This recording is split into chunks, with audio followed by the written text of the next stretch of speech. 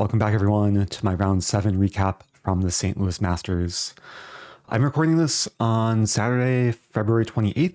It's currently 1:31 St. Louis time, and I think it's very likely that by the time this recap is posted, the tournament will be over. But I just want to say I'm super grateful for everyone who's watching my recaps, offering a lot of good energy in the comments. If you are enjoying and learning from the content, do consider subscribing. It does help the channel. And yeah, this game was another very interesting one, very intense battle. And coming in, I was expecting my opponent to play pawn e4. I'm playing Grandmaster Denis Kadric from Montenegro. I think he lives in the US, but I'm not sure. I think he was studying maybe somewhere in Texas, one of the chess schools. And I played him actually in the first round of the World Blitz Championship in New York just over a year ago. I beat him with the white pieces. So this time I'm black, and I decided to play another Sicilian defense. And he actually played Fabiano in round 2 of this tournament, and Fabiano beat him with the Sicilian. That game featured a kind of a weird sideline, knight e2 and knight f6.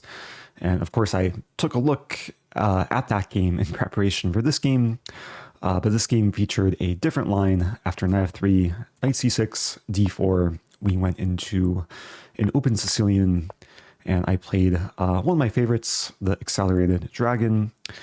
And he played the move pawn c4 here, which was a small surprise. I did check his games, and usually when he goes into open Sicilian, he likes to play knight c3 and go into more of the main lines. So after c4, I took a small think, deciding what to play. In recent times, I've been playing bishop to g7, but I decided to play knight f6 here, which is one of the first lines I learned when adopting the accelerated dragon as my repertoire. This is the variation that Chess Mood recommends. But I'll admit the last time I studied this line was a long time ago, probably by watching the Chess Mood videos. So the exact theory was a bit hazy in memory, but we played the first initial moves of theory after knight c3, d6. One of the points of this line is black is delaying bishop to g7 and freeing this bishop so bishop e3 can be met with knight g4. So this basically provokes bishop e2, and then I take, and then bishop g7, aligning with the queen. And here my opponent played not a main line, but I think a secondary line, bishop to g5. I think the main line by far is bishop e3, castle, and then queen d2. So after bishop g5, I was pretty much on my own. I'm pretty sure Chess Mood covers this in their courses, but I did not have any memory of studying this line, and I should have probably been more prepared for this variation. One of the points of bishop g5 is to apply pressure, of course, along this diagonal. Very often, white will like to play knight d5 at some point, probably sooner rather than later. And here I first castle, so defending my bishop, maybe setting up some discoveries against the queen. And my opponent plays queen to e3. And in this position, I decided to force matters. The normal move is probably bishop e6, but I played more of a forcing move, knight to g4, immediately attacking the queen. And one of the reasons why I went for knight g4 is it looks logical for white to take here. Very often in the Marazzi bind, if white has a chance to trade off the light squared bishop, it can make sense because the pawns are on light squares. And I was calculating takes, and if castles, then I thought I could equalize by taking on c3, takes, and then f6, bishop moves, bishop e6. I thought this would be a very solid position to play from the black side. But after I played knight g4, he did not take it. He played queen d2, so leaving my knight kind of in no man's land. And yeah, I think I underestimated this move when I went for knight g4. But one of the benefits of having the knight here is I can play h6, which I did, attacking the bishop, provoking bishop h4, and then I maneuver my knight to the center, knight e5. He plays f4, and I play knight to c6. So the opening was a bit of improvisation on my part. I did violate some principles by moving my knight 1, 2, 3, 4 times in the first 13 moves, but I thought the knight makes sense on c6. Very often I can exploit the d4 square, and I thought the position is still very playable. So going forward, my opponent castles. I play queen to a5, and he plays rook ac1. So we're both improving, developing. I play bishop e6. He plays king h1. A very useful move, very often in many different open Sicilian positions. When white moves f-pawn, the king is just safer in the corner. I was maybe threatening bishop takes c4 here with the tactic bishop takes c4, queen c5, and the double attack. So king h1 is very logical. And then I played maybe a slightly mysterious move in this position, rook a to e8. Very often in the Marazzi bind, the rook will go to c8, or even this rook will go to c8. But one of the reasons for rook a e8 was basically demonstrated on my next move. After my opponent plays a very solid pawn to b3, I play pawn to f5. And I figured that I have to do something active. I didn't want to just suffer with low space. It is one of the benefits for white in the Marazzi bind. White just controls more space, so I wanted to strike in the center. And this is a reason why I kept my rook on f8 to possibly contest the f-file later on. And going forward, he takes on f5, and I took back with the g-pawn, which I thought was the most logical recapture, even though it leaves my king a little bit airy. I was envisioning putting my bishop on g7, and then in the future going for the idea of e5 and knight d4, or knight d4 and e5, and trying to get some nice expansion and good central control while having my rooks supporting the advanced pawns. It turns out that g takes f5 is probably a very clear positional mistake. I did check this very briefly with Engine, and Stockfish much prefers bishop takes f5, which I did consider.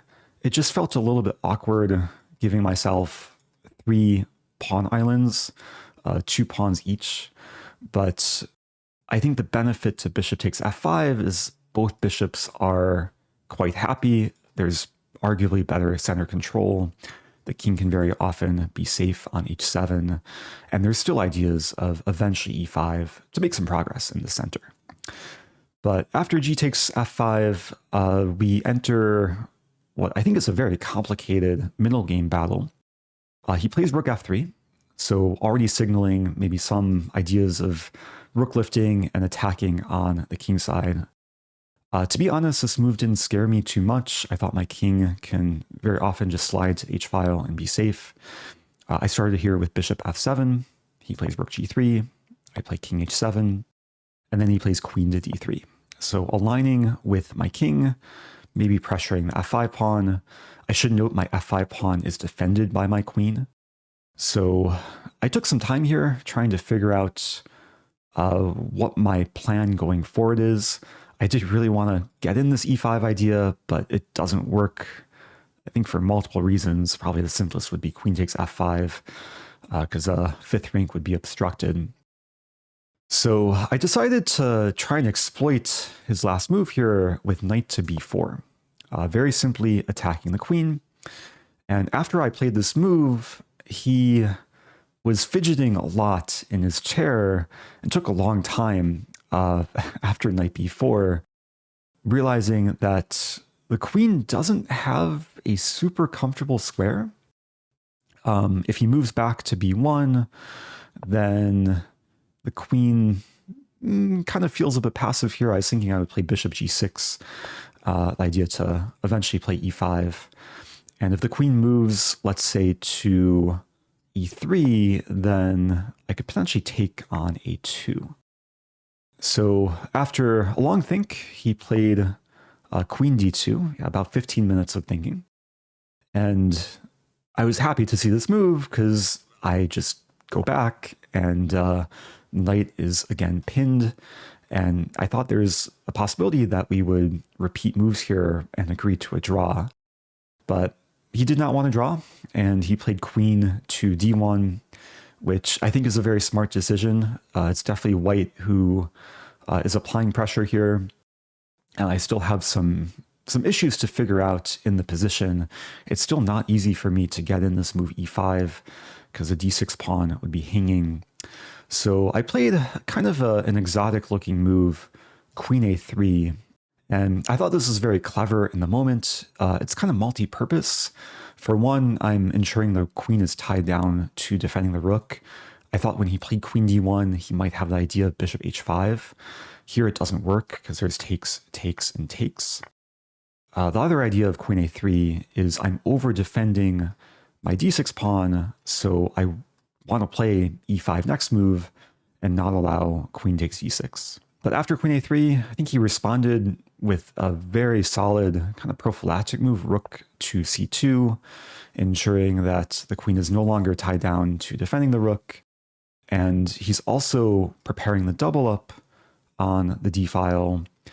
And I realized I still can't play e5 because there's knight b5, and I'm going to lose the pawn because of the fork. So I drop my queen back to c5, and then he plays rook to d2, so creating the battery on the d file. And at this point, I thought I might as well make the game complicated. We were both hovering around 30 minutes, and I went for e5. Even though my d pawn is potentially hanging, I thought there's a lot of interesting activity for black, where if rook takes d6, I can either take on f4 or even knight d4, obstructing the queen from defending the rook. And it seems very interesting and potentially preferable for black. But after I played e5, I think I underestimated the power of white's initiative and actually the potential energy in white's setup. And he responded pretty quickly by taking on e5. I took back, and now I thought I was doing fine with the pawns controlling the center. Black has more space, but after rook d7, white's pieces are coordinating surprisingly well, and it's actually not easy for me to fend off white's attack here. There's a car alarm going off. I'm not sure if it's affecting the audio, but it's kind of annoying for me. Let me close the window.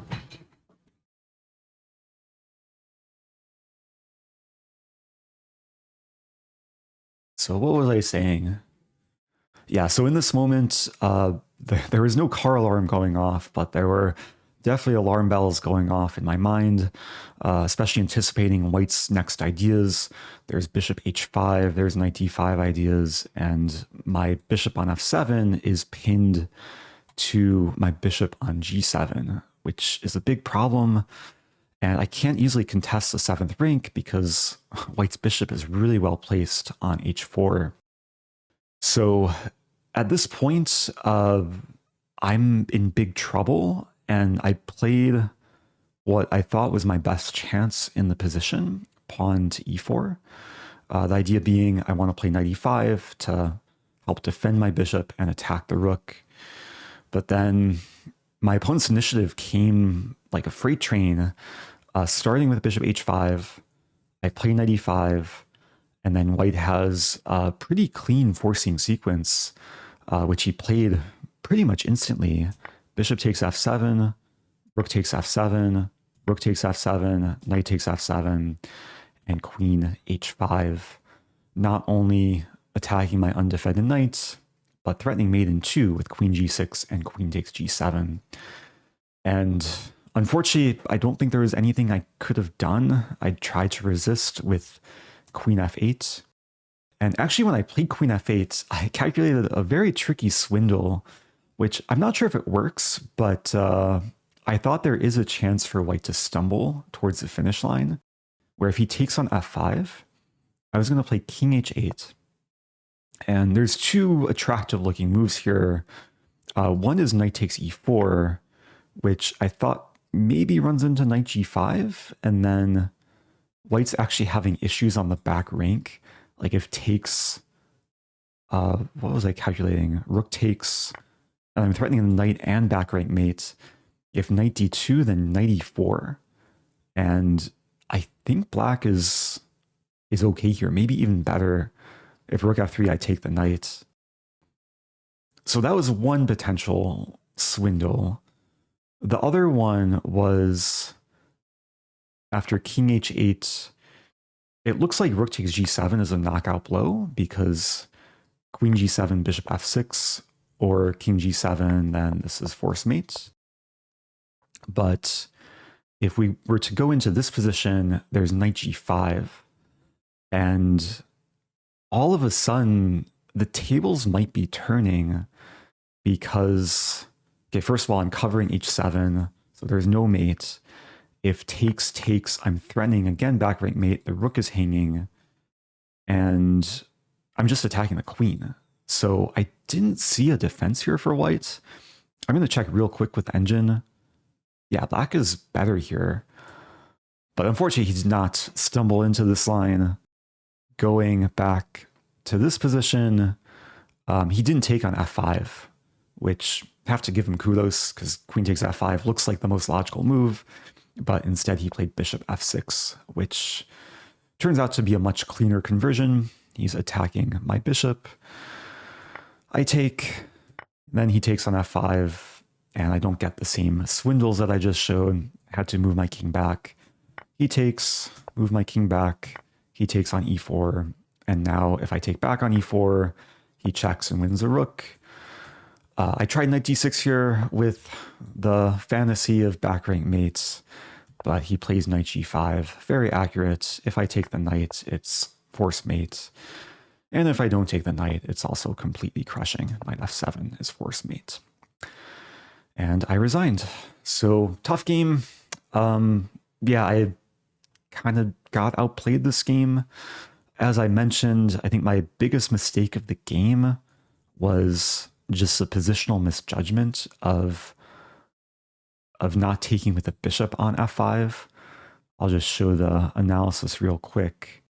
But we can see, yeah, g takes f5 gives white a sizable advantage, a plus 1.5. Bishop takes f5 is maybe only slightly better for white. So yeah, it's tough. It's tough playing these grandmasters.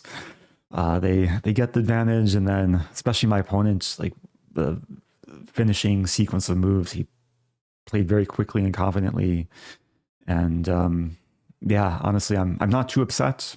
It's a learning experience, and this game puts me at 2.5 out of 7. So there are still 2 more rounds to go. And again, I'm really just trying to enjoy myself, learn as much as possible from my games. I have been very much enjoying the tournament so far. It's refreshing to play classical chess. I've been studying a lot in preparation for my opponents. So even if I'm not getting my exact preparation in every game, I'm definitely learning a lot of new opening ideas, which hopefully I can use for the future. So with that, I'm going to end it. My next game, round 8, is in just over 2 hours from now. So stay tuned for more recaps, and I'll see you guys soon.